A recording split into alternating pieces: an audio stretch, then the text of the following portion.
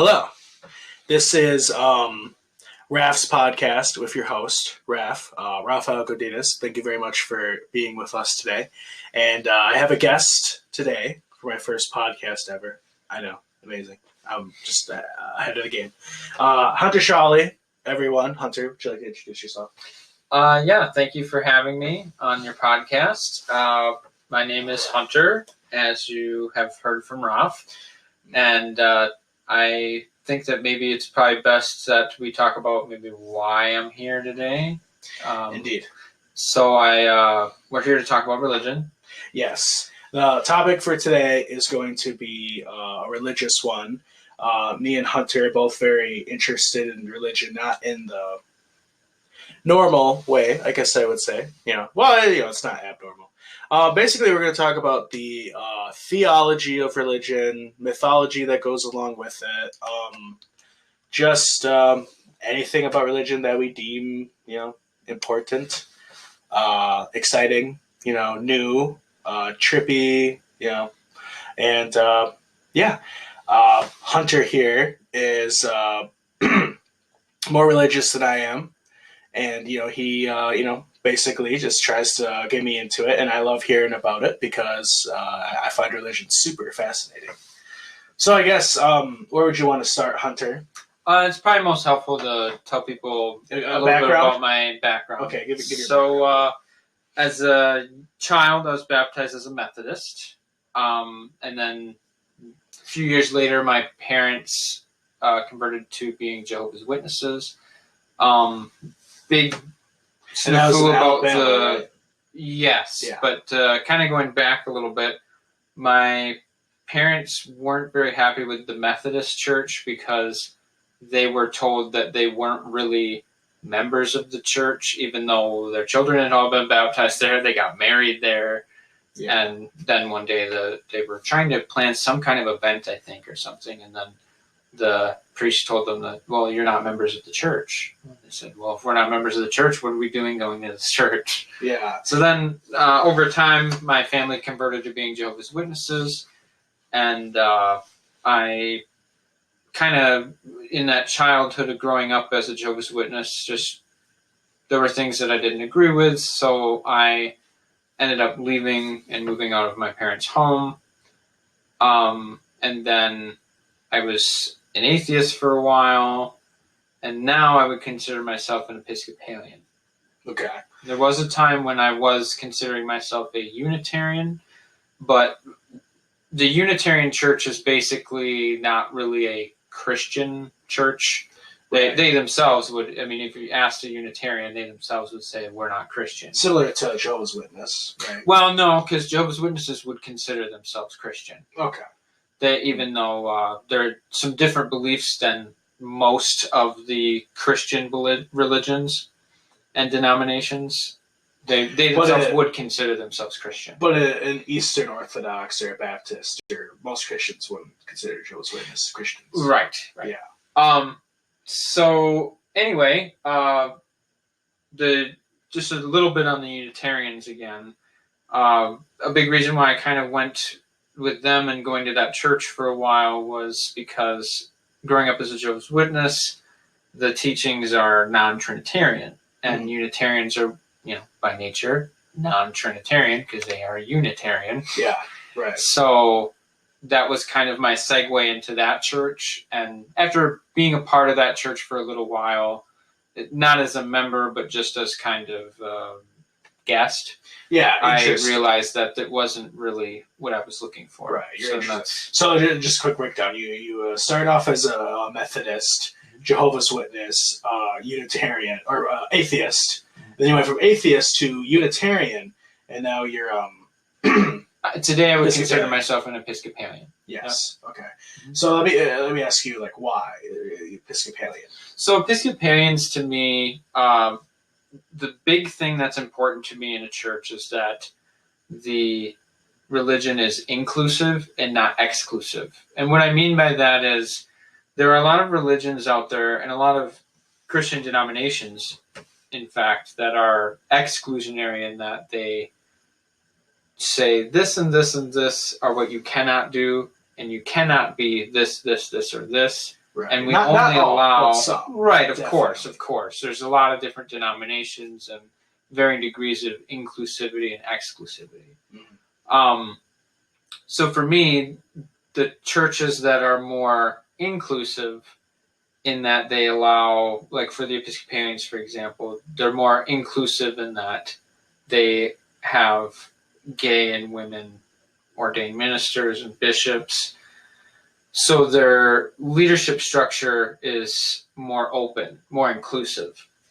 And not only that, but a big message of the Episcopalian Church is that, first of all, one of the things you'll see on pretty much any Episcopal church is that the Episcopal Church welcomes you. And what that means is we're all children of God. No one is better than anyone else. So all are welcome. And that is important to me. Yeah, so that's something that I value a lot and what I've come to really appreciate about the Episcopalians. I mean, also there's the comparison of just the sheer numbers. The Episcopal Church, I was just looking into this before our interview. There's about 130 Episcopalian churches in Wisconsin alone. Oh, no shit. Whereas the Unitarians... That's way more than I thought. Right, so that's an average of about 2 churches per county. Mm. Now, obviously there's counties that don't, like Jackson County doesn't have an Episcopal church. But Monroe County has 2. Oh. So that's where you kind of get... And then Milwaukee County obviously has a lot more because there's a lot more people. And how many Unitarian churches in Wisconsin? There's maybe 10. 10? Yeah, so it's a huge disparity. I mean, in 10 is probably 1. Because the only one you've told me about is the one in Madison. No, so there's one in Eau Claire, there's one in La Crosse. Pretty much anywhere where there's a decent sized city, there usually is a Unitarian church. Yeah, so that religion, Unitarians, they have like no followers. Well, they're very small. They're very small, and they're more of an interfaith organization than an actual denomination. Oh, okay. They themselves would not call themselves a denomination of Christianity. Really? Yep. So they would consider themselves an interfaith community. So, and that was another reason why I kind of decided the Unitarian Church wasn't really right for me, because it just, it's not really a Christian church, and I consider myself a Christian. Right. So... Plus, you kind of want people at the dinner too. Right, and it's the sheer numbers of it is different too. I mean, there's way more Episcopalian churches. There's way more people that consider themselves Episcopalian. You can do more at these churches. Right, they have larger charity organizations and service organizations. Although I will say the Unitarians have a very successful service organization, the Unitarian Universalist Service Committee, which has a very long history. But the Episcopal Church also has the Episcopal Relief and Development Organization, which does similar work. One of their big things would be the rebuilding of Haiti. They were heavily involved in that. And Haiti is another example of Aren't they in Puerto Rico Episcopal. right now, helping out Puerto Ricans? Yes, there is groups there, and also in Texas and Mississippi. Oh, yeah. Yep. Man, that's crazy. That hurricane that hit Puerto Rico was years ago. Yep, oh, and it's still a lot of building and developing needing to be done in Puerto Rico. Oh, well, good for them. That's honestly, sometimes people ask me, well, you went from being atheist to Christian. How is that possible? Well, I mean, like I said, I grew up as a Christian, so a lot of those beliefs and values and traditions are really ingrained in me. So that's something that I value. Right. And then also the charity and service-oriented nature of churches is really appealing to me too. So I know that you want to get into a deep dive of the history of everything. but before it might that, take a while to get through that. Right. But before that, I would like to ask you. You did grow up as a Jehovah's Witness, and you were taught, like anybody taught in any religious family, they're going to be taught certain things like a certain way. Is there anything kind of weird about going from that to Unitarianism or Episcopalianism. Sorry. Yeah, Episcopalianism. that's fine. Some things that are kind of hard to like relearn. Yes, maybe. So it's kind of like relearning Christianity all over again. Yeah, which is kind of exciting. Like what Episcopalians? You've given me the Bibles that they use, right? Right. So I gave you an Episcopalian Bible, which is the New Revised Standard. Okay. It's also a Bible that Catholics use. Right. Right. So it's a very widely used Bible. The King James Bible is the most used. Yep. And then pretty close to that, well, the next closest would probably be the New Revised Standard or New International Version. But it's international. But it's still... We looked it up last Right. time. That's right. Yeah, that's right. So the King James Bible is the most common by far. Yeah, like 53%. Right. Of the country. Whereas this country uses it. Right. Whereas the New Revised Standard is substantially lower than that. But it's still a very popular Bible compared to a lot of the other versions of Bibles. Right. We have sorry, that's going off. No, you're fine. We have King James Holy Bible here. It's very fancy. It's very gorgeous. Yeah, and there's interesting history behind the King James version of the Bible. You know, it took a lot of scholars to come together to make a Bible that most people could understand, because at the time most people were illiterate. They couldn't read, and most people couldn't write, but a lot of them went to church. So they would hear the Bible from their preacher or their deacon or their bishop, you know, whoever was reading that day. And the King James Version was the first mass-produced Bible. It was designed to be heard. So that's kind of why it has a very poetic language to it. And it's one of the most influential works of literature in the Western civilization. So that, I mean, the King James Bible, I personally love it. It has a special place in my heart because it's beautiful poetry to me. Right. But the New Revised Standard Version that the Episcopalians use, that one is basically just a modern day translation of that. You had a lot of scholars that came together to translate it, very similar to the style that they did in 1611 with the King James. It's basically they went back over the original manuscripts, the Greek and Hebrew, translated it into what would make sense to a modern day English speaker. Yeah, these Bibles are basically like not the exact same, obviously, but they're apparently inherently similar, right? Well, yeah, of course. I mean, they're very similar. I mean, one of the biggest examples you can go to... Like, does yours have the thou art and, like, all of that? Right. The Episcopalian, like, the New Revised Standard would not have, like, the these, thou. Which is really the only difference, I mean. Yeah, I mean, there's a few other differences, but it's, like I said, it's mostly just bringing it to where it's the English that modern-day speakers of English would understand. Right. And it's cohesive. Right. Indeed. Yes. And this version that I gave you has the Book of Common Prayer in it, which is what really binds together all of the Anglican churches, which the Episcopalian Church is a member of. The Anglican Communion is kind of the worldwide larger church. So... just to kind of go back to the Book of Common Prayer for a moment, because I don't want to gloss over it too much. The first 1,000 pages of this Bible, which is Book of Common Prayer, the Holy Bible, and the Apocrypha. That's what's contained in this. The first 1,000 pages are, roughly 1,000 pages, are the Book of Common Prayer, which is basically, I mean, you could start a church by just having that book. It's all the order of services that you would ever need. That's the most appealing thing to me about your religion, because are there any other religions that are kind of like that? I mean, there's always something in every kind of church that binds everyone together in one way or another. But for the Episcopal Church, and by greater extension the Anglican Church, what that means is literally anywhere you go in the world in an Anglican church, they're worshiping in the same way.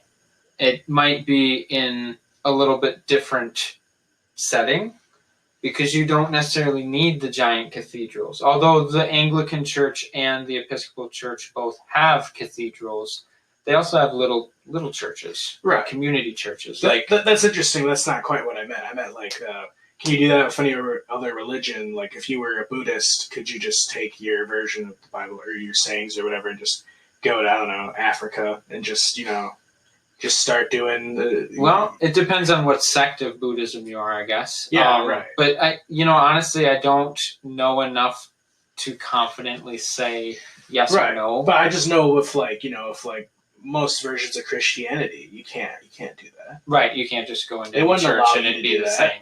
Some people that are part of the church would come in and be like, "What are you doing? You're a false prophet. What are you doing?" Yeah, it does depend on the denomination, but yeah. They'd say, you gotta read this a million times over and do this and give us our money or do whatever. You gotta sign the fucking thing, So that's why I think it's cool. It's because isn't that what? Well, to the me, point of religion is like you just kind of want to get people to do it. Right. Why do you have to have all these middlemen? Right, and that's what draws me to the Episcopal Church because it has a bottom-up structure in where the members of the church elect their priests and bishops and so on and so forth. Whereas take the Catholic Church, for example, they have a bottom-down structure where the Pope selects the cardinals, who select the bishops, it just kind of goes down from there. Yeah. Like we just had that ruling right now from the Vatican that just in the last couple of days about gay marriage, where they said that they cannot bless sin, so they are not going to bless gay marriage. Mm. So that is an example of the difference. Right. It's the Vatican. I apologize. That noise you hear is my roommate playing games. He's terrible at every video game ever, so he's going to be shouting nonstop like a giant ass.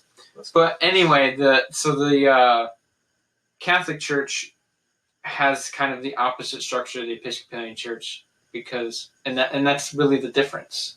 That's why, in my opinion, the Episcopal Church is more inclusive because it's coming from the people. It's not coming from one individual at the top dictating down. And that would be... we can't vote the Pope Francis out. Right. That would be up to the cardinals. The cardinals would decide that. Right. Whereas in your religion, it's not like that at all. Right. The Episcopal Church doesn't have a pope. Right. They have what they would call presiding bishop. Mm-hmm. So that's like kind of the top guy. And right now for which you can vote in or out. Right. They have a 10-year term, and then there's a Episcopal Congress that convenes every 3 years, and they make the big decisions on that kind of stuff. So it's all very it's very similar to American government structure because the people who designed this were a lot of the same people that designed the American government structure. Yeah. So, I mean, a lot of the early presidents were Episcopalians. Right, which is super neat. Yeah. It's very interesting. There also were a lot that were Unitarians, but this is before the Unitarians kind of evolved into something else other than Christianity. So, yeah. It was back when they still would consider themselves Christian, but now they no longer do. So, Episcopalians at that time obviously also were Christian and still are today. Yeah, there were a lot of the people involved in early American government were Episcopalians. Yeah. So you like Episcopalianism? That's your religion? Yes, I would consider myself an Episcopalian. Do you think your religion is better than every other religion out there? No. Okay.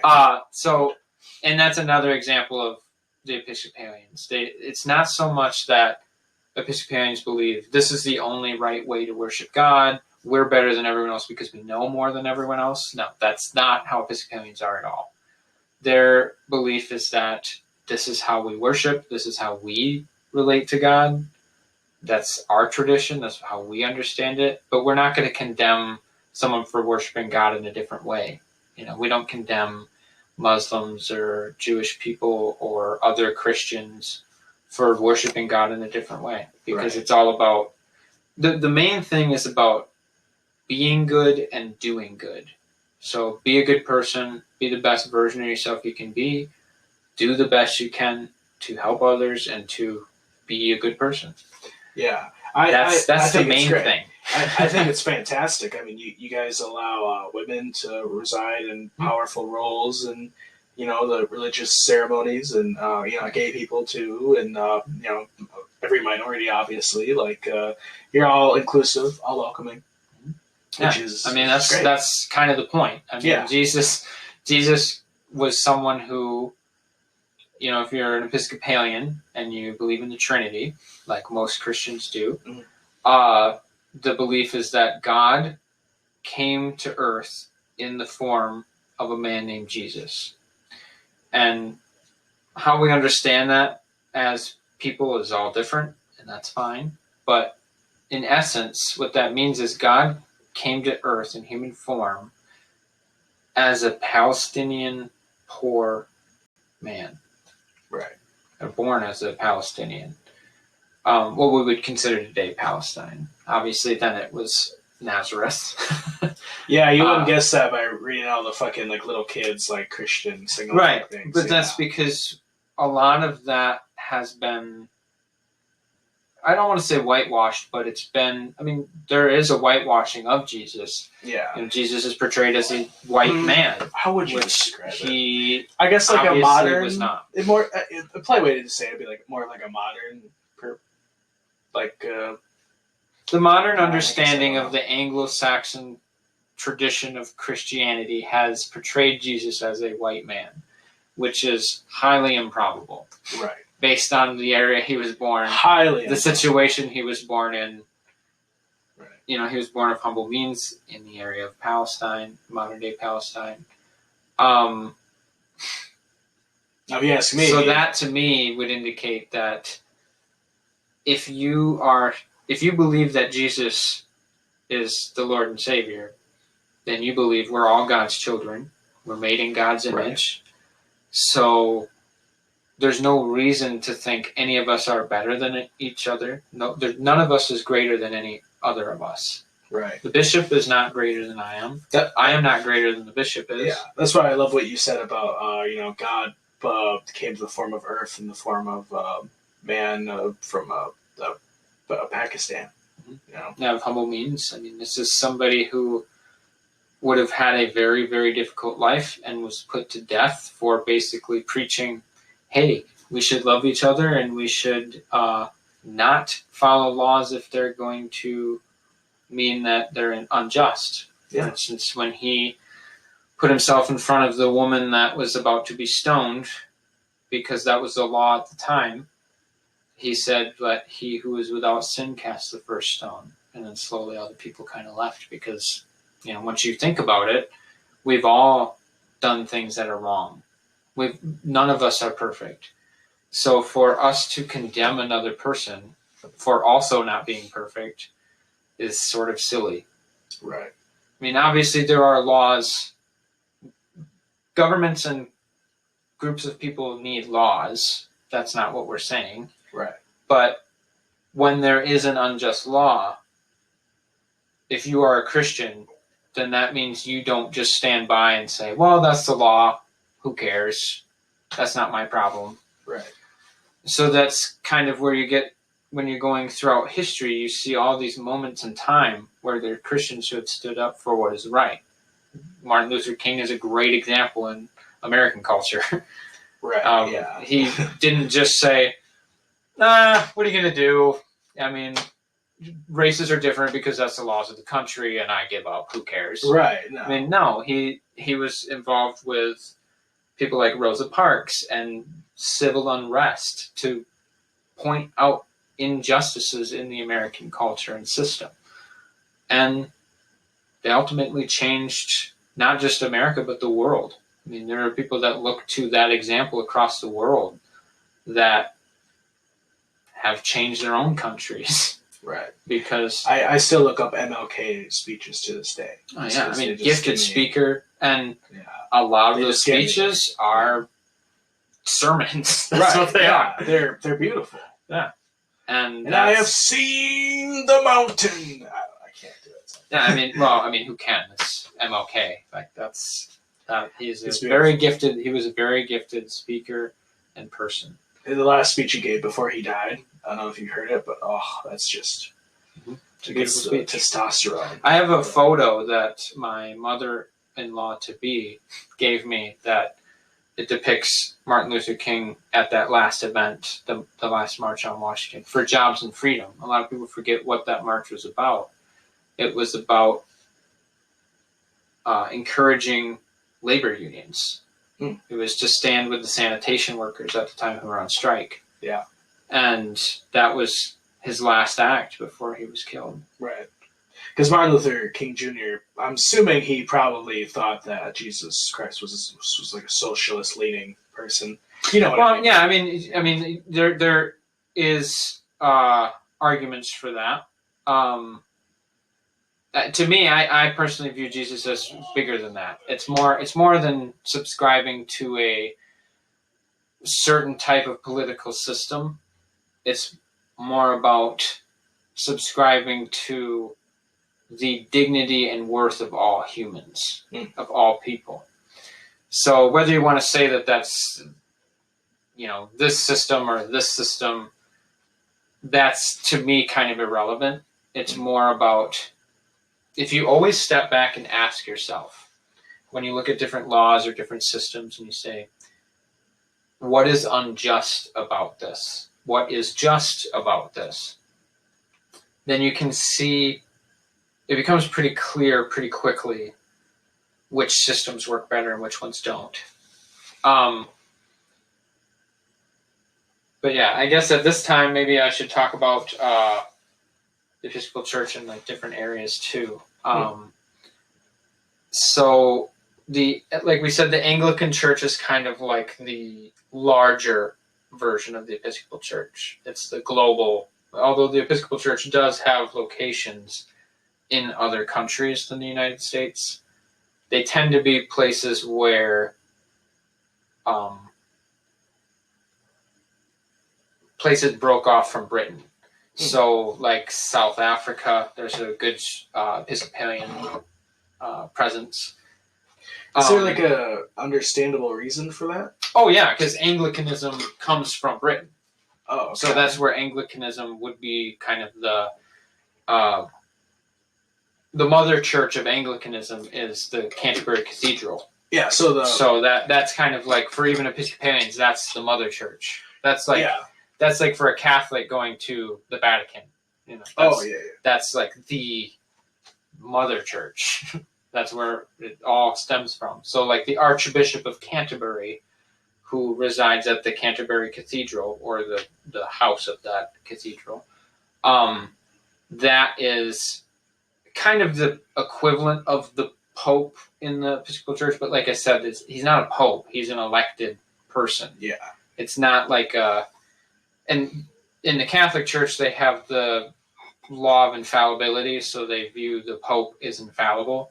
So the Pope can't make mistakes because he's greater than us, which is, Episcopalians don't really view it that way. Right. The Archbishop of Canterbury is just as human as you or I. He just is someone who was elected as a leadership role. Right. So he's the Pope in the same respect you would call a president or a Pope. Or it would be like he's a leader of that organization. Democratic. So it's more of like an executive role than like a royal role. It's not like that at all. It's more of an executive role. I'm curious how the Congresses work.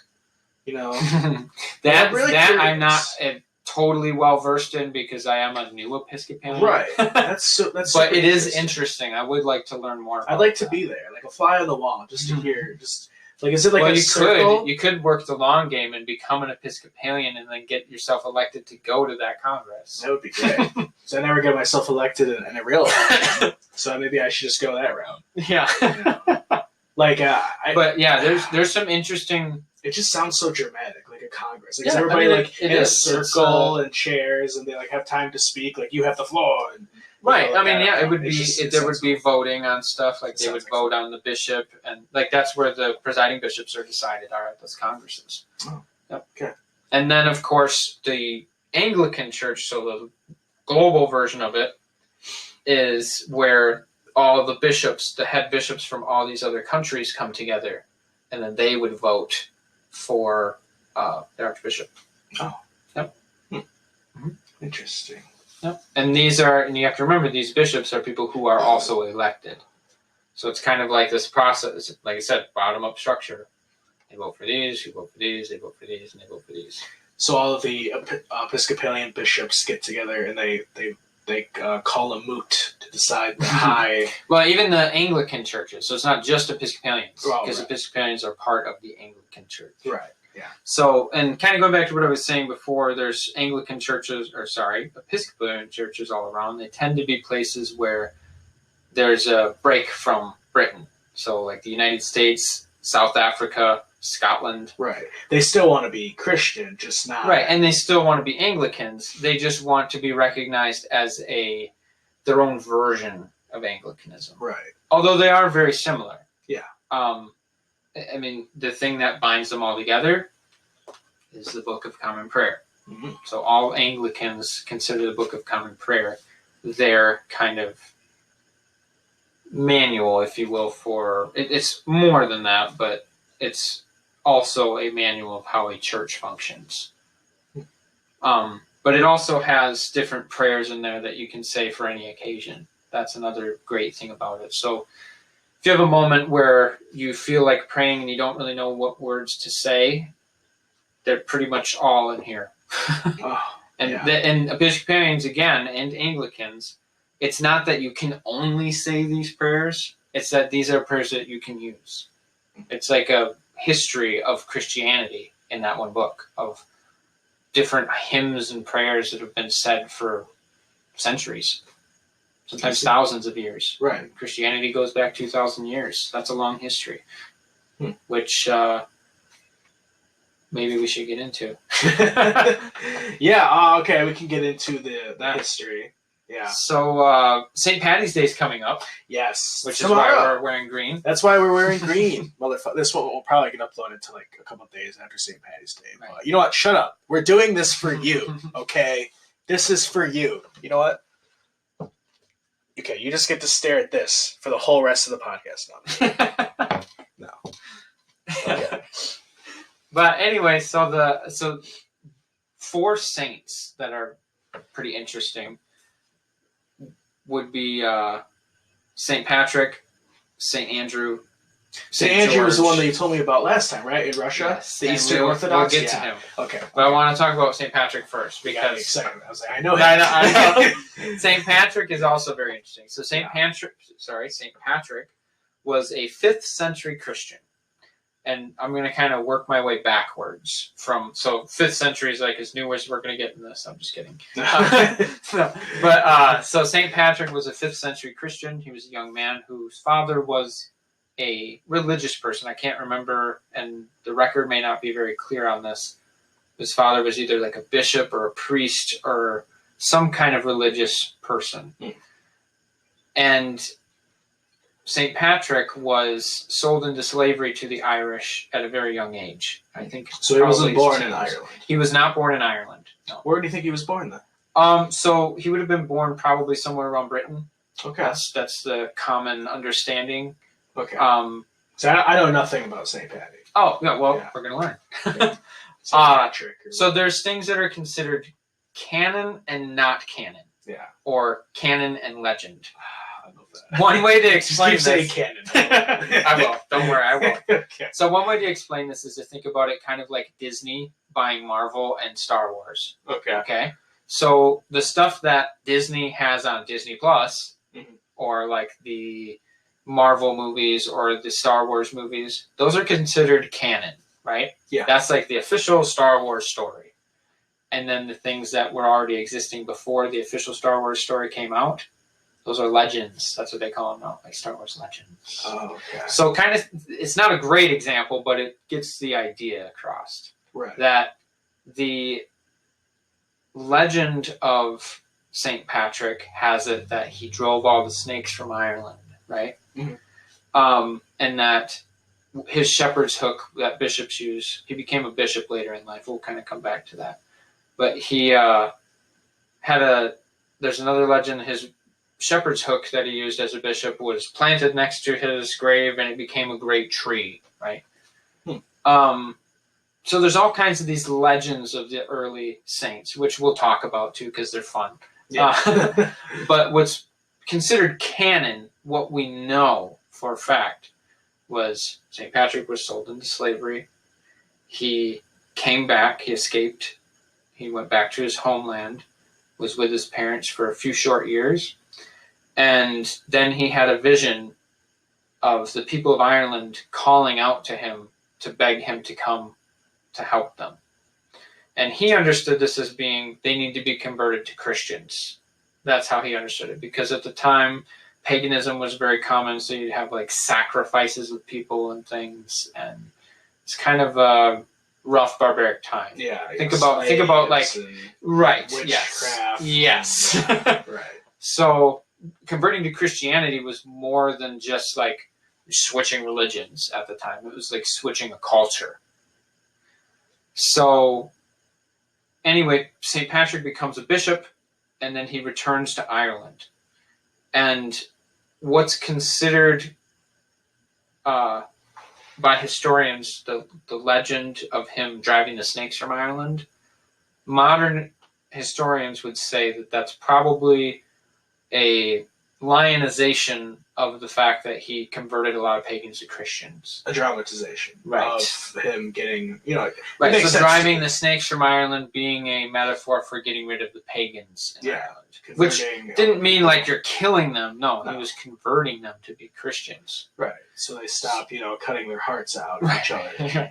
Well, yeah. So there was a lot of, St. Patrick is someone who basically can be thanked for creating Western Christianity in a way, or at least modernizing it, because he brought in so many priests, bishops, deacons, structures of the church. St. Patrick is a huge symbol in early Christianity. Right, he changed an area that was predominantly savage, And this is no offense to anybody that, wears like deer antlers and like cuts like hearts out of things. That's a fine religion. It's perfectly viable compared to the ones we're talking about. But, we're just talking about history here, folks. Okay. Right. So it's at the time that would have been considered the idea that they were changing a culture into being a more tolerant and accepting culture. Obviously, throughout Christian history, that's, in my opinion, the moral arc of the universe is long, but it bends towards justice. I find a lot of truth in that.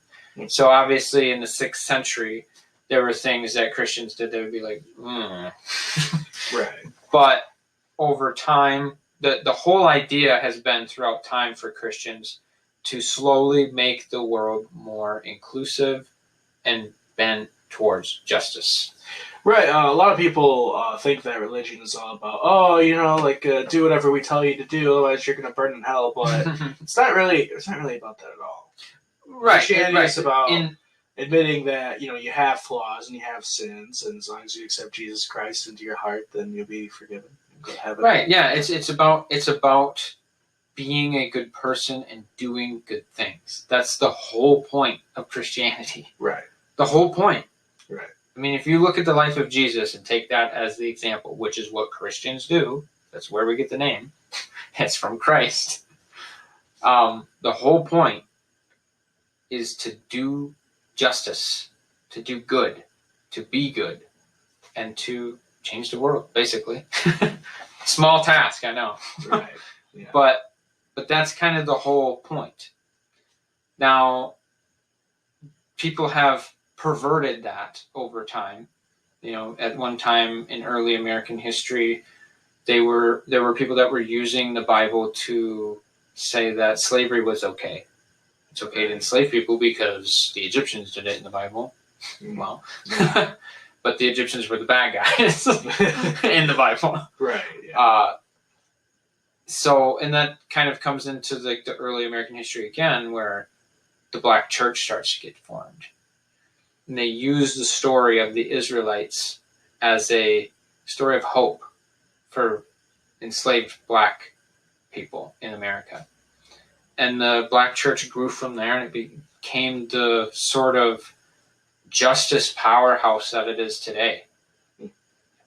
It's a place where people can congregate and get together and try to figure out how do we bring about justice today by using the story of God bringing justice to the Israelites, justice to the Egyptian Empire. That's pretty heavy stuff. You know who the best speaker is I've ever heard before? That one lady that has that line where she's like, I got beans, greens, tomatoes, potatoes, chicken. No, Yeah, okay. I don't even know if she was saying something delicious. But she might. That's something to consider when you're thinking about why someone would want to be Christian. Pause for train. Yeah. We have a train, so we're just gonna. Yeah, it's fine. So anyway, it's something that. Well, I guess we should go back into the St. Patrick stuff. So anyways, that's the stuff that's considered canon. Why do they call it corned beef? No, I'm just kidding. I know why. It's salt. Yeah. Then the next one, if we go back a little more, we're about the same time. St. David. He would be the patron saint of Wales, which St. Patrick was the patron saint of Ireland. So St. David was the patron saint of Wales, and he was famous in legend for bringing the bees to Ireland and also from Wales. The bees. Yes. So it was very signifying of bringing crops and stuff. Oh, okay. So bees would be pollinating, would be doing it right. Yeah. So and I kind of guessed that, but I'm like, what do you mean by that? He just made it was like. Well, the legend is that he comes over on a boat leading this colony of bees. Really? And then brings them into Ireland. What? Yes. That's the legend, not canon. Okay. What is canon about St. David is that he spread Christianity through Wales. Okay. The country, not the animals. Did he become a bishop or anything? He was a bishop, yes. And St. David also was famous for his biggest saying was, do the little things. So little acts of kindness that people do through everyday actions, sharing a meal with someone or saying hello, opening a door for someone, the little things. They add up to something big. They matter. Yeah, they really do. Yeah, they really do. Just treating people with respect. Yeah. So that was a big thing about St. David. That was what he was known for, do the little things. It's kind of his tagline. You ever had a bad day and some nice guy opens up a door for you, while you're going to a gas station? Yeah. Makes you feel just a tiny little bit better. Yeah, exactly. And to me, that's what being Christian is all about. Being a good person, doing good things, and I never open the doors for people. Does that make me a bad Christian? Well, you said you don't consider yourself a Christian. No. But if I was a Christian, would that make me a bad Christian?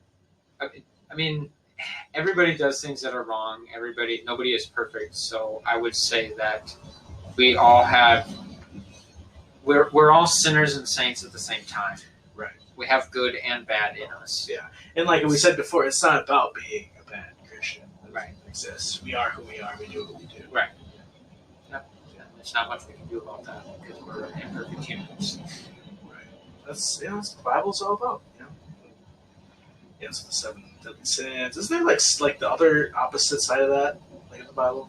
The 7 holy great things to be or something. So 7 is a number that's used in Scripture a lot to signify perfection.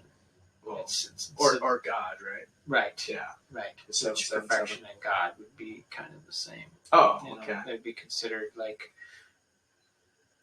two parts of the same coin. Okay. Because God is perfect, right? Well, yeah, right. Okay.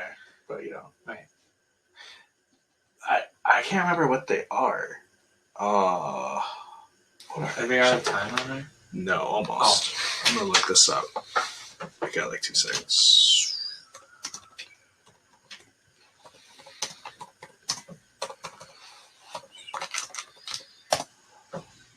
I'm actually super curious. Oh, 7 heavenly virtues. That's what it was. Oh, okay. Okay. Yep. And those are? Let's see. chastity, temperance, which is self-restraint, charity, giving, diligence, zeal, integrity, labor, forgiveness, kindness, humility. Humility is humbleness. Okay. That's nice. I like that. Let's go. So another saint that would be of interest to the early Christians would be Saint George. And Saint George is where the English flag has that red cross. That's Saint George's cross. So for Wales? Huh? For Wales? No, for England. Oh, for England. Okay, sorry. We were just talking about Wales. Okay. Yeah, so we're moving on from Saint David to Saint George. The flag is a combination of Scotland, Wales, right, and Britain?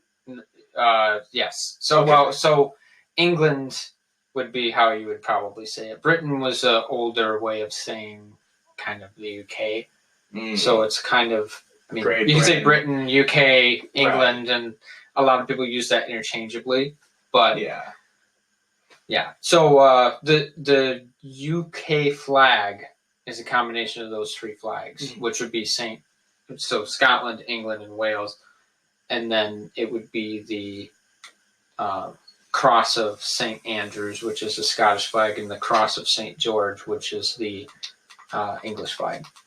So anyway, St. George was a 3rd century Christian who was a crusader. That's what he's known for. He's like the warrior saint. Oh, okay. Yep. And he is famous in legend, not canon, for the slaying of the dragon. He's the famous slaying of the dragon story, right? Slaying the dragon to save the princess, right? Okay. And modern historians would say that probably was a dramatization of him leading an army to protect the nation, right? To protect the Christian king who was under attack, and the pagans had stolen his daughter and the princess, and he ends up leading an army to destroy them and defeat them and save the princess. That makes sense to me because, dragons are badass, and what's the best way to let somebody know that your character is a badass warrior? Right. Right. Yeah. So slay the dragon. That's a big thing. Yeah. And around this same era would have been the time of Constantine, who is considered another saint. He would have been the leader of Rome, who would have, this was a major shift in not just religion, but in the entire world history, was Constantine, because he became leader of Rome. That means for the first time ever, there was a Christian as leader of Rome. Oh. This was only about 300 years after Jesus was put to death by the Roman state. Wow. So that is huge. That's absolutely huge. That is huge. The only way I could kind of compare this would be it'd be like if there's not a good comparison, but let me put it like this. You know how China is persecuting the Uyghur Muslims right now? Yep. It'd be like if 300 years from now, the Chinese president was a Uyghur Muslim. Like, that would be just absolutely mind-blowing. You never know. Right. Maybe. We don't know. But it's something that's just absolutely mind-blowing that happened. But Rome was a country that was in decline for a long time. And that kind of reinvigorated the Roman Empire, was converting to Christianity. There obviously were a lot of Christians there already because of Jesus.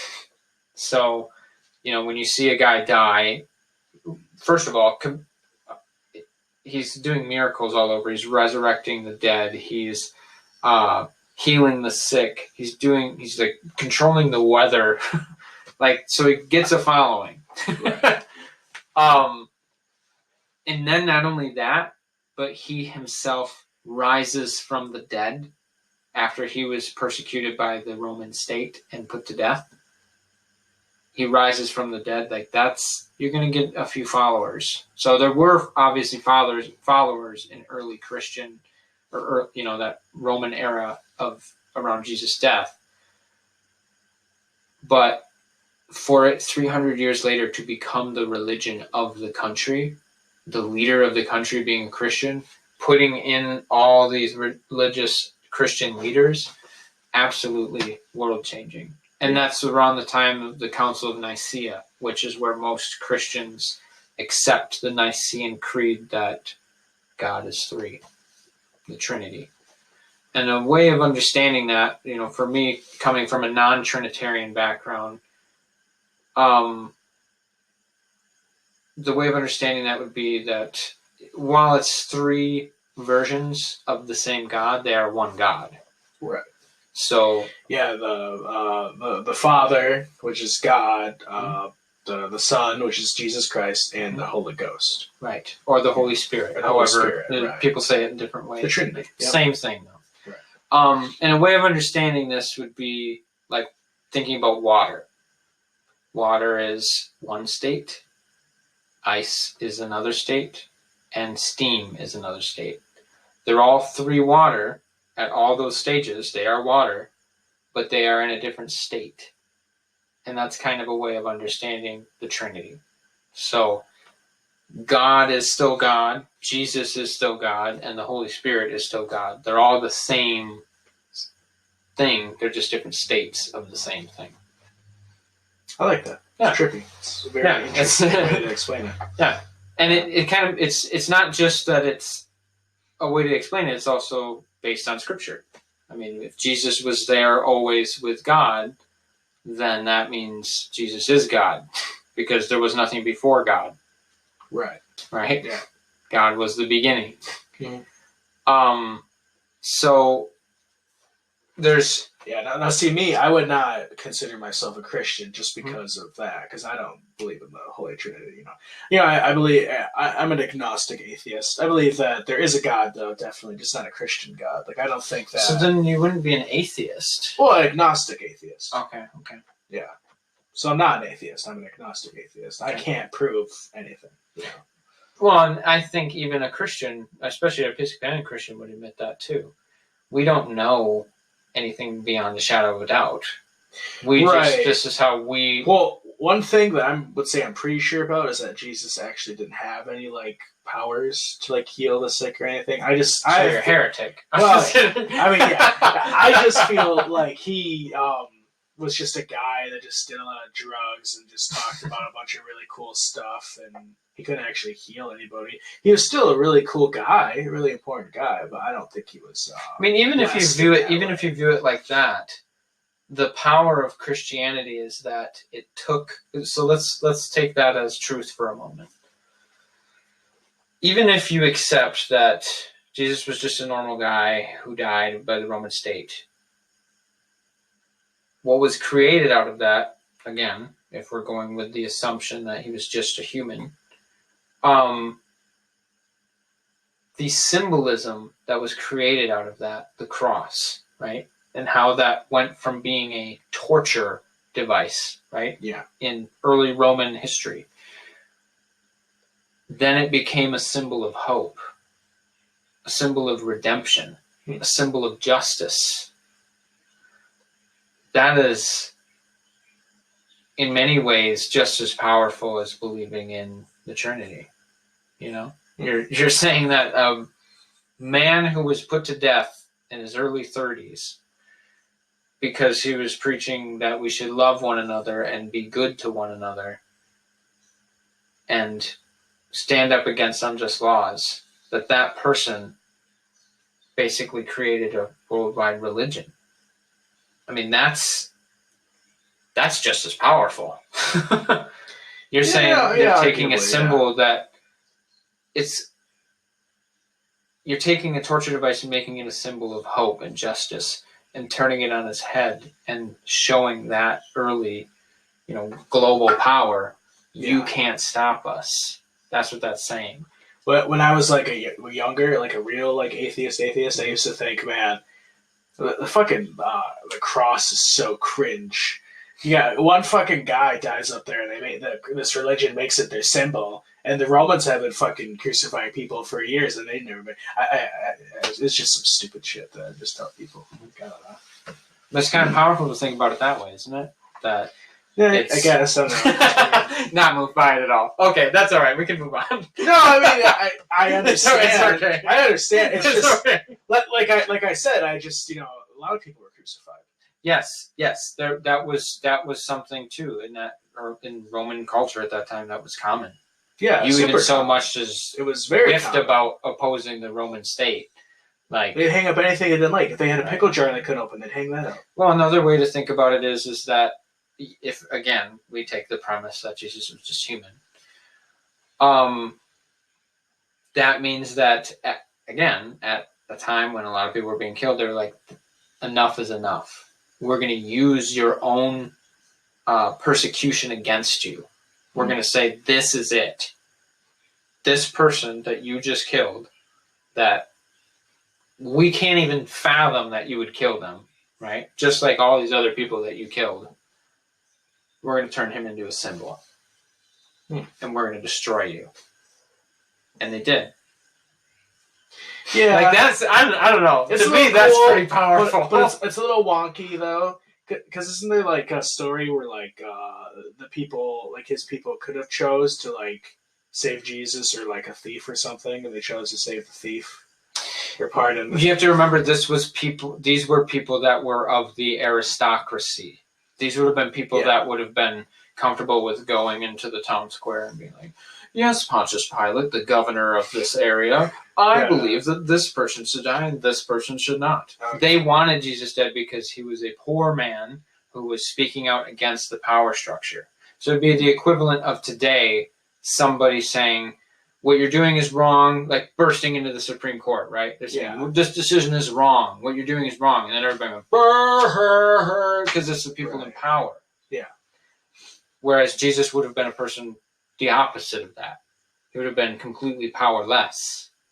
Yeah. But the power that he had was... Well, I mean, like, one good question to have would be, like, when you really think about, like, all of it, like, when Constantine was the first Christian leader of Rome, like, 300 years after they crucified Jesus, did they, like, stop crucifying people? Oh, yeah. And, like, stop murdering people? Yeah. Oh, they did? Yeah, they completely changed their culture.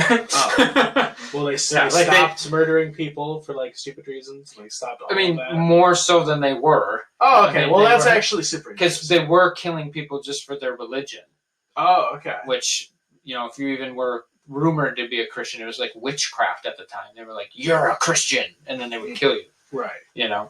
I heard he's a Christian, better kill him. Like stuff like that. So what was the prominent religions during pagans. Jesus' we would call it. We would call it paganism. Judaism was not the common religion at the time. Well, there were a lot of Jewish people around. There were a lot of Jewish people. Yes. And they would have been considered the first, which Christianity comes from Judaism. Yeah. Jesus was a Jew. Yeah.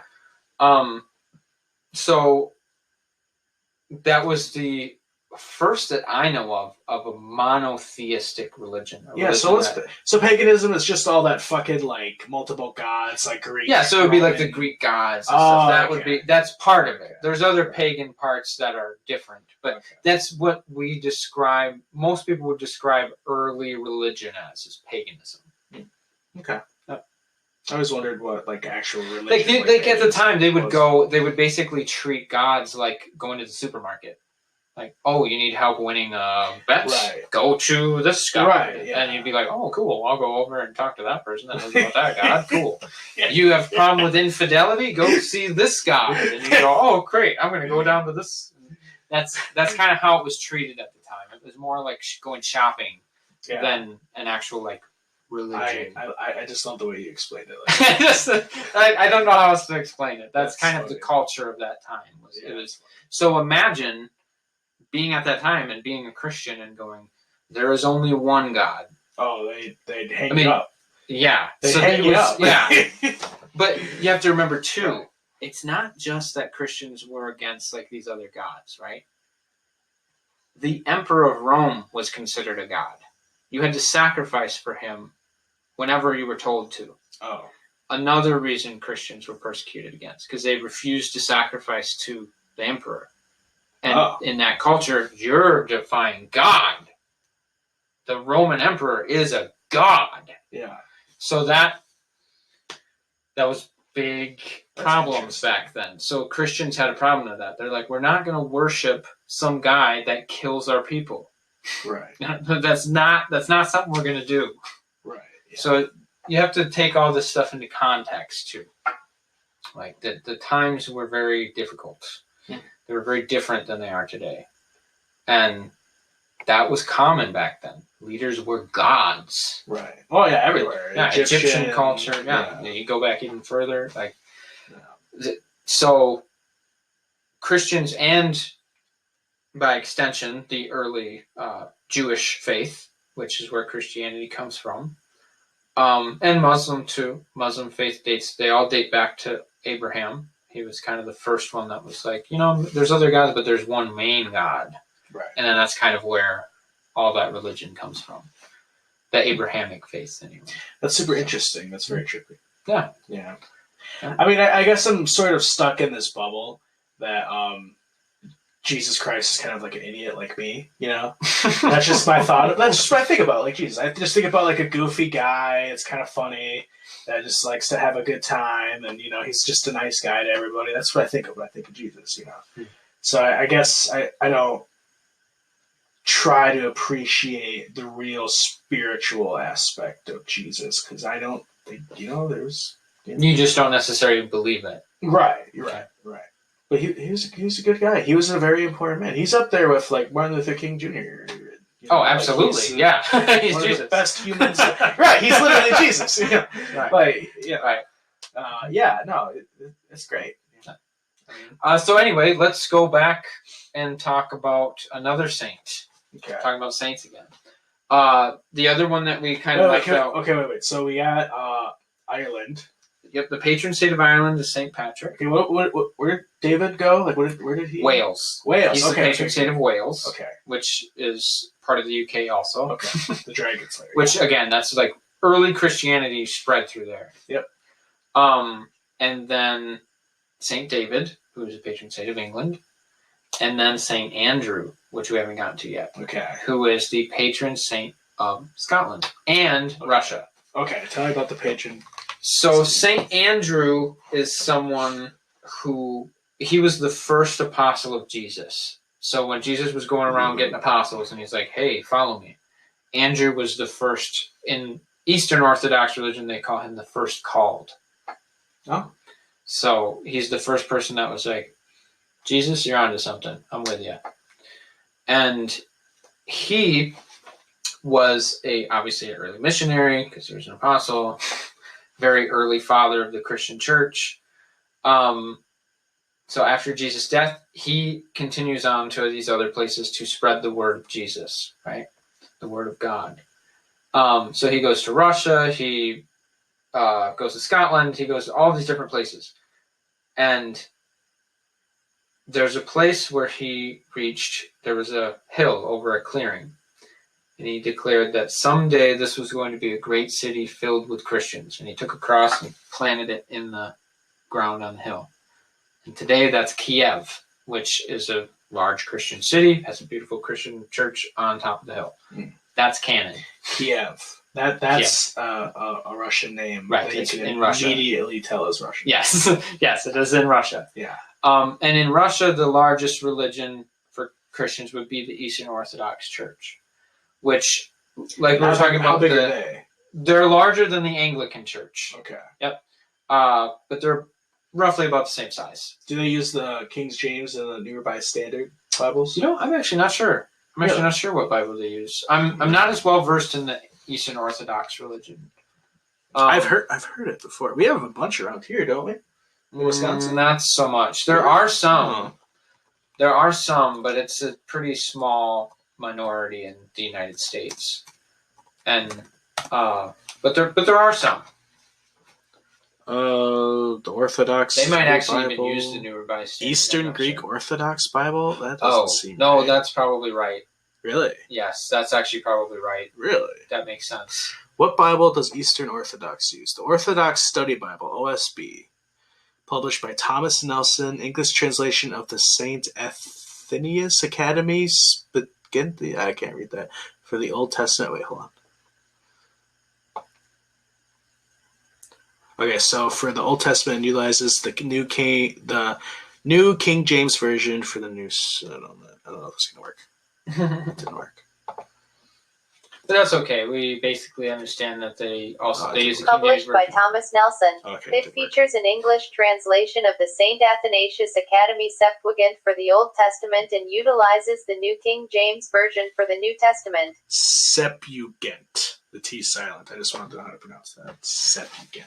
Okay. But yeah, so St. Andrew, he's someone who, like I said, first apostle of Jesus, very, very important person, obviously, in the Christian religion. He traveled to Kiev, so this is going to be a great Christian city someday. It is today. And he was also known for things that are not canon, so legend.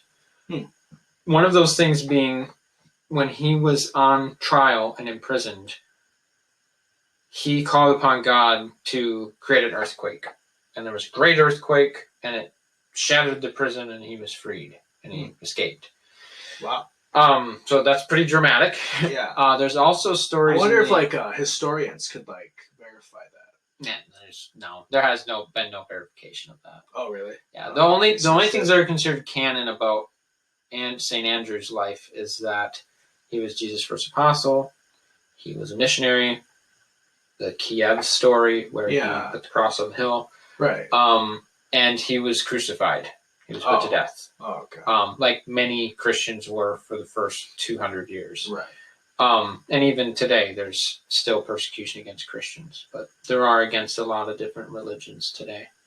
So anyway, and a note about St. Andrew's crucifixion, he was crucified on a X-shaped cross because he told them that he was not worthy of dying the same way Jesus was.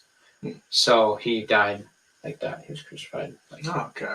Which is why the X on the Scottish flag is St. Andrew's cross. Wow. That's interesting. Yep. Huh. Yeah. He was So he's like, let's take the cross, but just it was another way that it was another way in Roman times people were crucified. There were many different ways people were crucified. And we had the classic torture stake where you're kind of up like this. The classic Jesus kind of cross, the St. Andrew's cross. And of course there were many other ways people were killed and tortured and stuff, but to be crucified was considered the lowest way to die because it's a slow, agonizing death. It's not really death from the wounds. It's more like slow suffocation because you can't hold yourself up to breathe. Right. So it's a very, very painful, agonizingly slow way to die. One time I went to this Bible study after school, kids thing. They had stuff to play with all the other kids with my girlfriend at the time. And that happened to be the one day that they decided, hey, let's make all the kids not play around for a bunch of hours. Let's make them watch this fucking movie where these scientists literally go over how much pain Jesus was in the time of crucifixion. It was awful. How long was this? It's 2 hours long, and it's just these fucking guys from for children to watch. Yeah, explaining exactly how much pain he was in, and explained everything. He would have been. As an adult, that's something that you may be interested in knowing about. But as a if you're a complete fucking psychopath, maybe. Yeah, that's no. They literally 2 hours of diagrams of nails going in hands.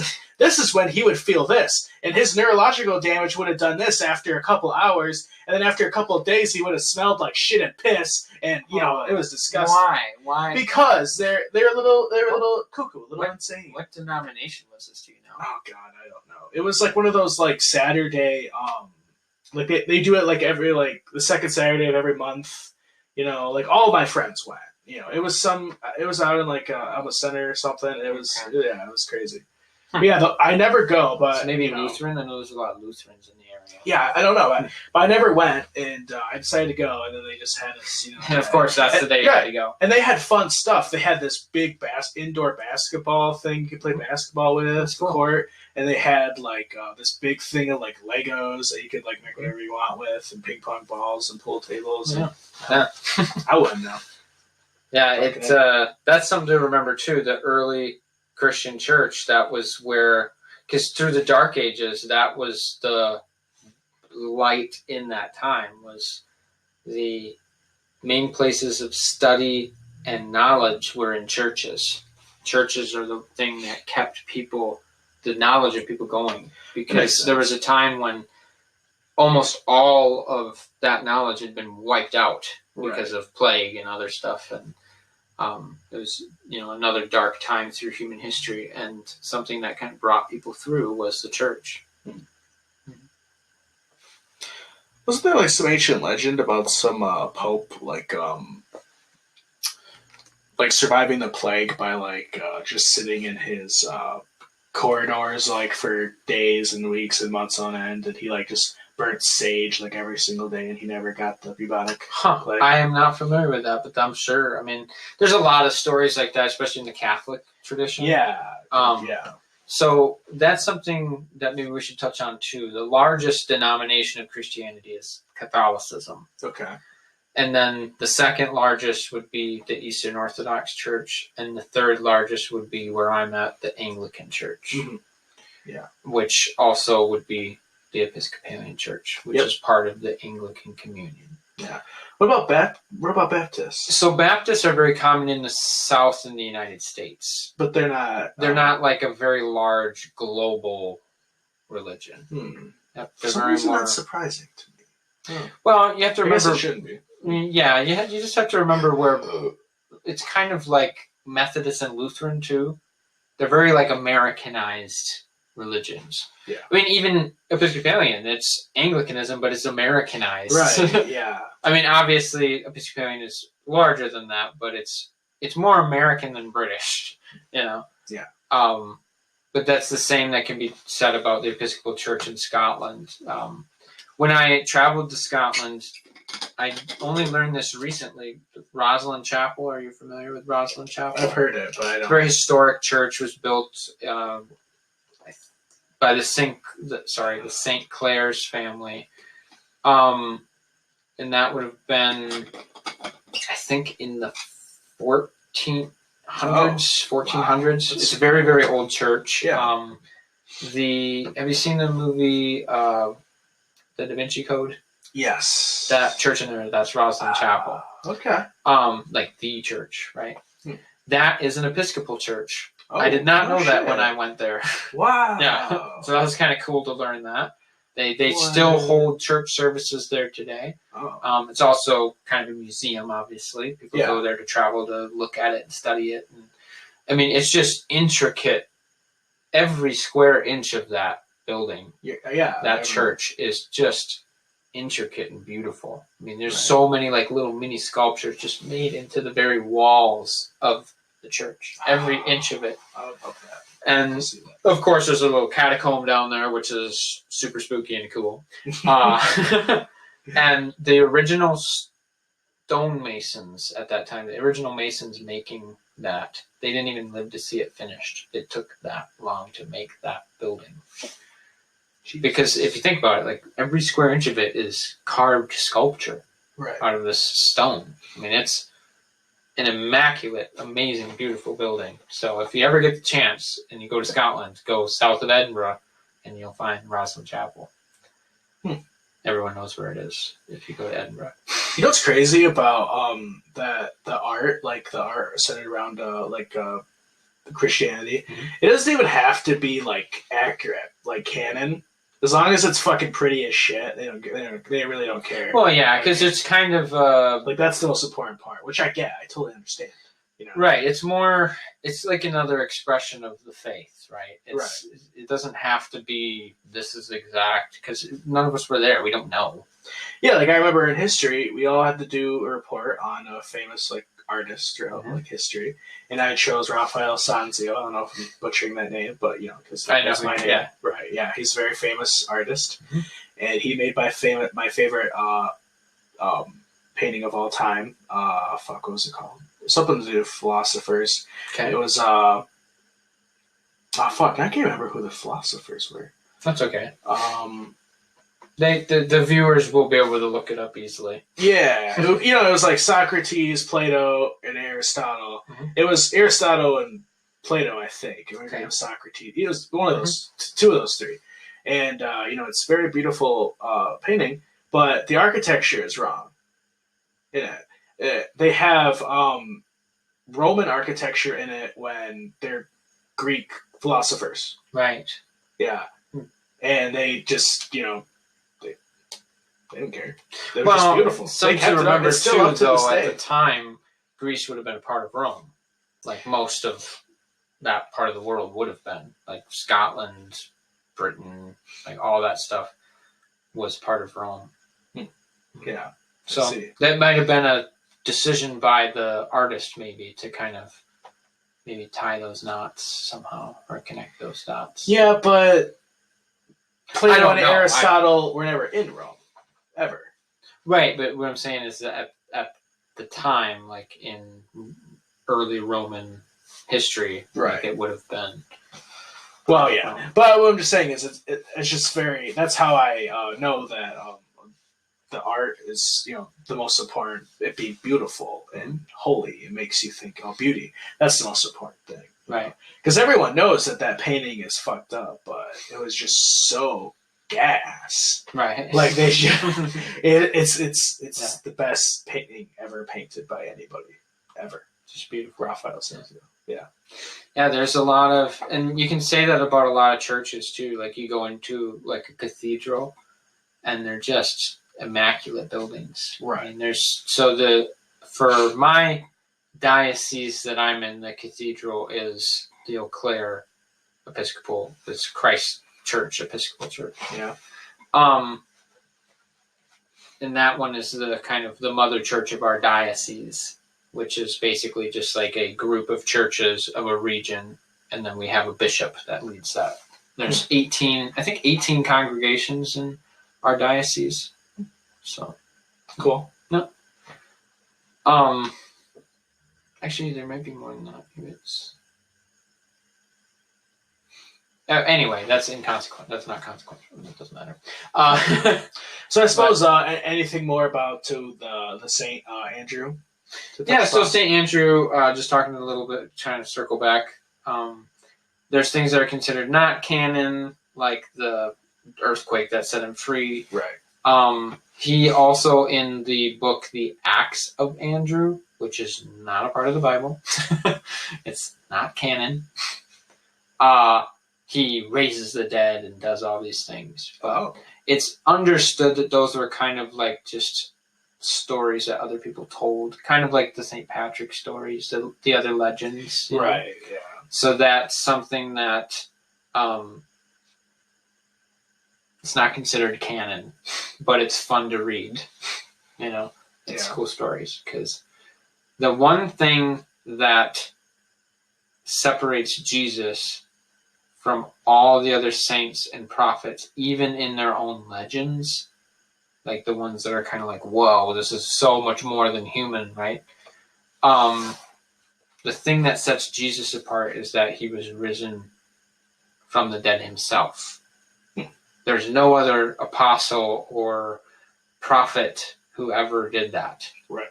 Even though there were some prophets, there were some apostles that there are stories of them resurrecting people.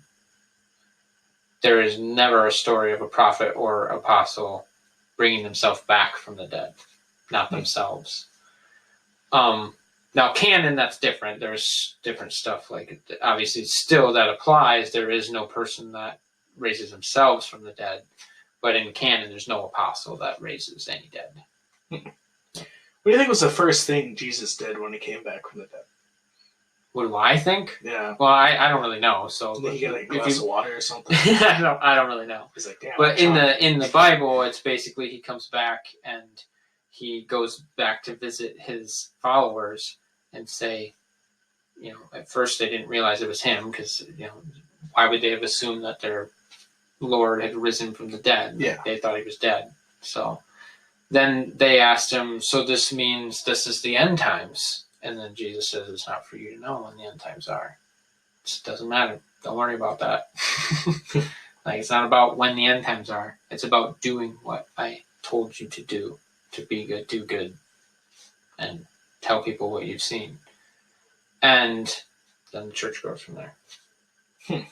So they never tried to like get him again.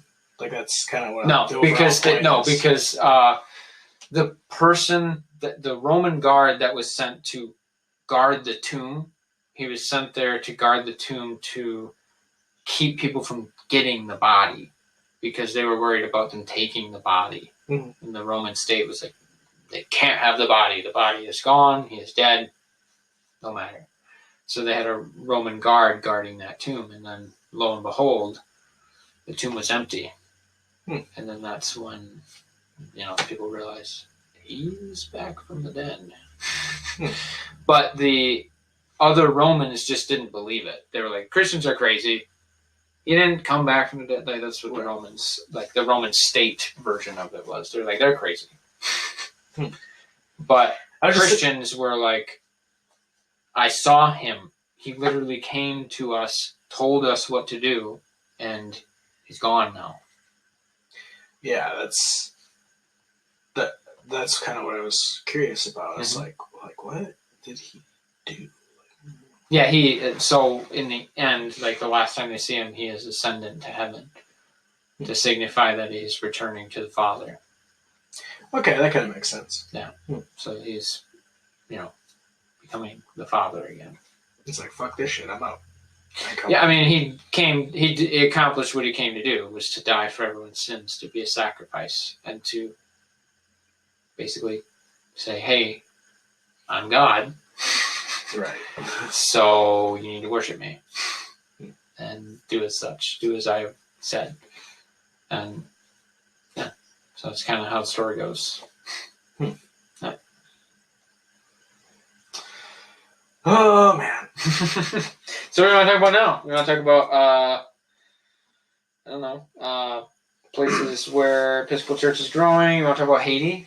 Haiti is something interesting to talk about. What's going on in Haiti? So Haiti, that's something that they were a group of people. Like, are you familiar with Haitian history at all? So it's basically like a slave state. It was a state where people had. Well, you're gonna look yourself up, so go ahead. I should probably tweet that first. How do you spell Haiti? Haiti. Haiti. Oh God, no! I don't know anything about Haiti. I was like, if I see a picture of the country, maybe I'll think of something. But no, I do not know. Okay, well, long story short, just to sum up, the Haitians. It was a group of slaves that had started their own country. They're like, we're Haiti, and that's that. So everyone else, leave us alone. Oh, a bunch of black slaves brought over on. Okay. Okay. So that's what Haiti was, right? That's how Haiti started. That's super oversimplified, but I'm going to leave it at that. And Haiti has had a lot of issues with poverty and such over time, because it's a place where there's a lot of storms, there's a lot of hurricanes, and they've been continuously screwed over by colonizers and such over and over and over and over again. And the organization that I mentioned earlier, the Episcopal Relief and Development Organization, they have been very involved in helping rebuild Haiti, because there was that big storm in the past. Most people are familiar with that, and then there was that earthquake, and there's all kinds of stuff that has happened that has hindered their ability to continue to rise as a nation, and also economically. So the Episcopalian Church is pretty strong in Haiti. They're growing, and it's also an area where they've put a lot of work into to help people. So naturally, you're helping a lot of people, you're saving lives, and people are like, maybe I should be a part of that church. So that's kind of how it goes. So that's an area where there's been a lot of success for that organization, is the work that's been done in Haiti. So it's like building homes, schools, and obviously churches, and then just providing water, food, things like that to the most impoverished people. And that's that kind of segues into another topic about the Episcopal Church right now, where it's growing. A lot of it is growing in places like Africa and Latin America. That's where the biggest boom in Episcopalianism is rising. And I would say that's because that's where the Christian faith is being enacted better. It's where you're doing things to help people, not for any gain, but just to do the right thing. Right. And in turn, people tend to turn to Christianity because of that. That's what originally Christianity is all about. That's why so many people became Christians, because they're like, hey, this is pretty good. We're helping each other, we're building a nice society, and we're doing good deeds, and we're helping each other, and I feel better, you feel better. Wow, this is kind of great. And it's, about Jesus' message of bringing heaven to earth, right? Yes.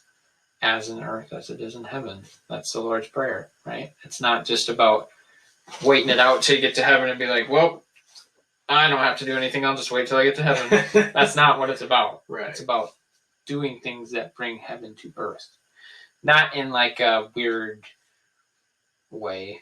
Not like in a weird way? Yeah, not like in a weird way. Like things about heaven in a weird way. Well, some people see that as like, oh, you're going to make like a theological Christian state. No, that's not what we're talking about. We're not talking about like, right? We're not talking about I don't think anybody got that impression at all. Well, I mean, I've heard that argument before. People are like, oh, that sounds like you're trying to build a theocracy. No. You don't have to be Christian to benefit from Christianity.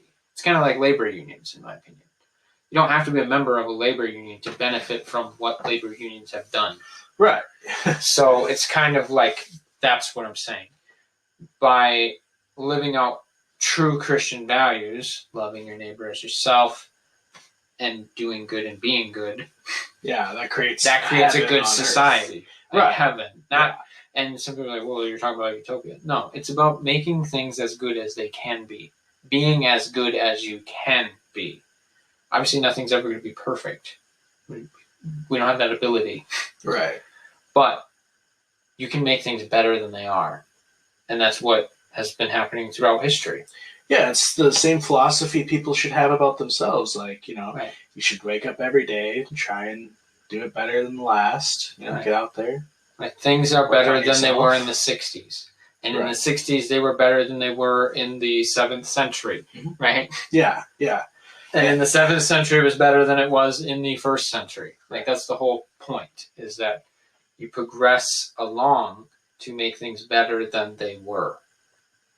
And as long as that's your goal, you try to be better than you were.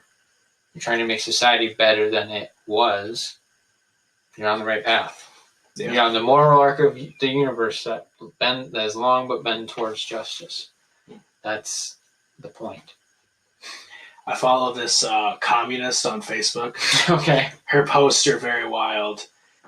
I love her though. She goes from talking about like Christian imperialist pigs, like that kind of stuff, and then she'll talk about because she is a Christian. She's like, oh, God wants like true communism. True communism is God's only real thing, And I love her. She's great. She's hilarious. She's awesome. I love her. And it's just kind of ironic, I guess, was the point of me bringing her up. Because she's always like, fuck these Christians. But she's a huge Christian. She is a Christian. Yeah. Well, so I want to again say, to me personally, I view Jesus as being like above like certain like government systems, and God being above like this version versus this version. It's more, can you be just and do just things in each system? Right. But to kind of relate to what you were talking about, someone being anti-Christian while being a Christian, it's kind of something that she's not just like, oh, hey, these millionaires and billionaires, oh, they're imperialist pig. No, she would probably call me an imperialist pig. But she's I guess what I wanted to say is that there is something that our current presiding bishop, Bishop Curry, has talked about, where there's Christianity and then there's churchianity, meaning that are you doing things because of being a Christian, or are you doing things because you want to be right with your church? Ah, I see. That's a big difference. Right. There's a big difference between following Christ and following the church. And I think Episcopalians are pretty good at following Christ and not necessarily just the church. Okay. So, in regards to what Bishop Curry's talking about, I mean, that's a big difference between this denomination and some other denominations. And he went to over to the UK, right, for Prince Harry and Meghan Markle's yes, wedding? he gave the sermon at Prince Harry and Meghan, the Duchess of Sussex. Don't quote me on that. She's a duchess. She is a duchess. Duchess Meghan Markle, I'll say that. From America. So at their wedding, Bishop Curry was the one that gave their sermon. And how that works is the royal family is Anglican, and Episcopalianism is a part of the Anglican communion. So he was able to go and give that sermon because he is a part of the Anglican communion. Right. And Meghan Markle is also American, so then there's kind of that American connection. Yeah, which is really cool. Yeah, it's really neat. Yeah. But going back to what Bishop Curry was talking about with churchianity and Christianity, the point is that it doesn't matter if you're in a big cathedral or a tiny little church or you're meeting in the woods. Right. That's not what matters. What matters is that you continue to do the things that Jesus taught. If you model yourself kind of after Jesus' life by being someone who does good, is good, and stands up for justice, that's kind of the whole point. And I like that. Yeah. And Episcopalians also are very good about being open to questions, which is something I haven't found in very many other denominations.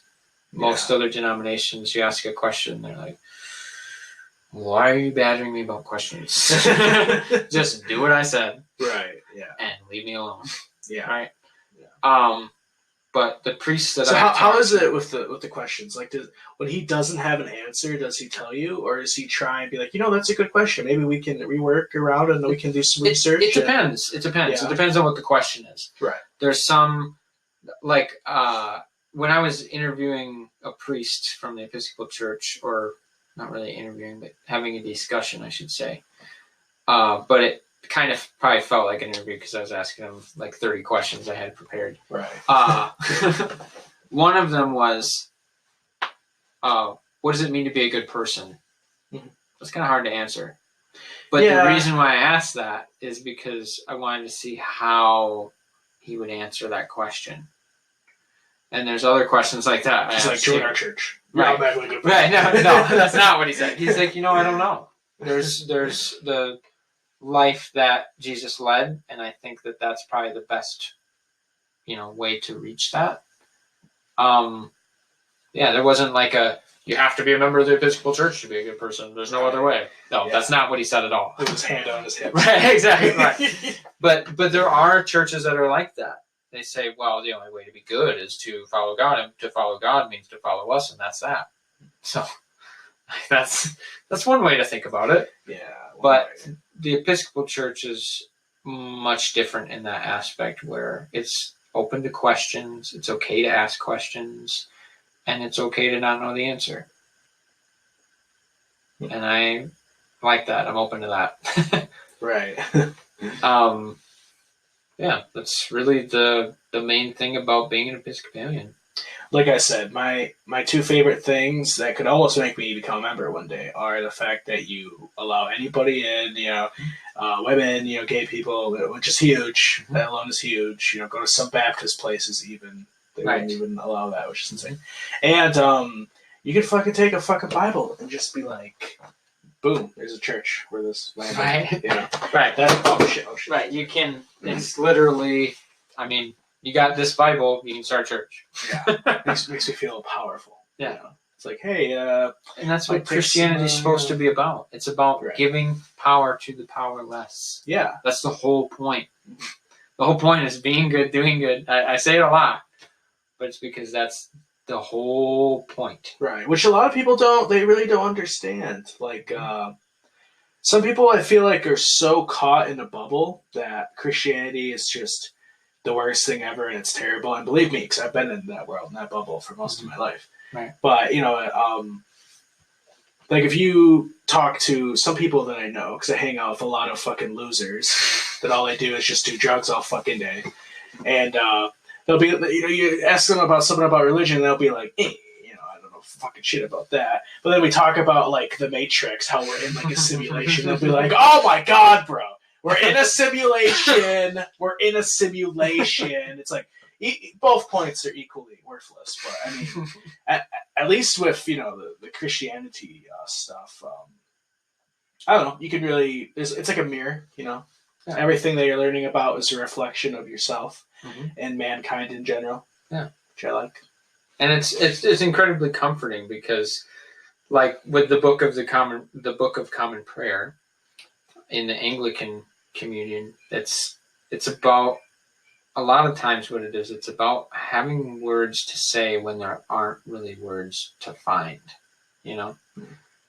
When you're struggling with what to say, there's some words in there that can bring you comfort. And I think that that's incredibly powerful. And it's not just that the words sound really nice. It's that the tradition that comes with it, it gives a sort of sense of community, which is a big part of what a church is about. Yeah. And it also, like I said, it gives you comfort. Or at least it does me anyway. Yeah, that's kind of what it's all about. It's about community and doing good deeds and preaching the word of Jesus. Right. Because I may be old-fashioned, but I like to do things that I know will better my life. Right. Unlike a lot of fucking people nowadays. I like to do things that I know future me won't look at disdain with. I like to do things that I know will eventually get me to my point and my goal, where I'm living in a house with my family and everything is literally fucking perfect. And a lot of people aren't like that, and that's fine. We just, they just deal with that, and they just suck up at all the people like you and me's, life energy and possessions. But no, I mean, anything that can help me achieve that goal, future Raf being happy is good, and I definitely see that. These Bibles, contributing to that, it's not terrible. And then there's this, this will help a lot too, yeah. But I suppose we've almost got like an hour and 45 minutes going on, so maybe we should wrap it up. I mean, we can talk for another 8 hours if you want. Well, I'm probably going to go eat some food. I'm going to go to Mexican That's probably a good idea, yeah. You want to go to a Mexican restaurant? I actually have some stuff at home I got. Okay. But I appreciate you inviting me. Okay. Maybe Trayvon and Mary will go with me. Okay. All right. Well, we'll do an outro. Anything else that you would like to say, before you leave? I could, you could throw like your Facebook shit out. I don't know. I don't care. I'll just say this. Thank you for having me on your podcast. Okay, thank you. Yeah. And if anyone is interested in the Episcopal Church, you can look it up. They're probably in your community or neighborhood. Most likely they are. I teeter back and forth between the La Crosse and Eau Claire congregations. So if you're interested, just Google the Episcopal Church and you'll find plenty to look at. All right. Well, we got a good couple hours in, so thank you for being on. Thank you for being my guest. I love you, buddy. You're great. And if anyone has any questions, they can ask, and I will try to find an answer. Yeah. Just shoot out. Or maybe I have an answer. I don't know. Just shoot out an email. They can email you. Or they can just comment on your... Okay. Comment on this, and then I'll bother him with my shit next time I see him. Be like, Rudolph 69420 wants to know about this, and well, we got you, Rudolph. Okay, all right. Well, this is the first podcast I've ever done. Thank you all very much for listening. If you do listen, the second one's coming in a week. We're probably going to do one every 2 weeks, but the next one's coming in a week, part 2. Me and my friend Omar are going to buy a bunch of packs of cigarettes, and then we're going to rank them. We're going to tier list them in a tier list, all these cigarettes. It's going to be fun. It's gonna be amazing. Not as much fun as this though, because with him, he'll just be like, "Oh man, this fucking chick with this tits and this ass," right? And I'll be like, "Okay, that's cool." Okay, well, all right. Thank you very much, and I will see you later as well, Hunter. Take care. Goodbye. Thank you.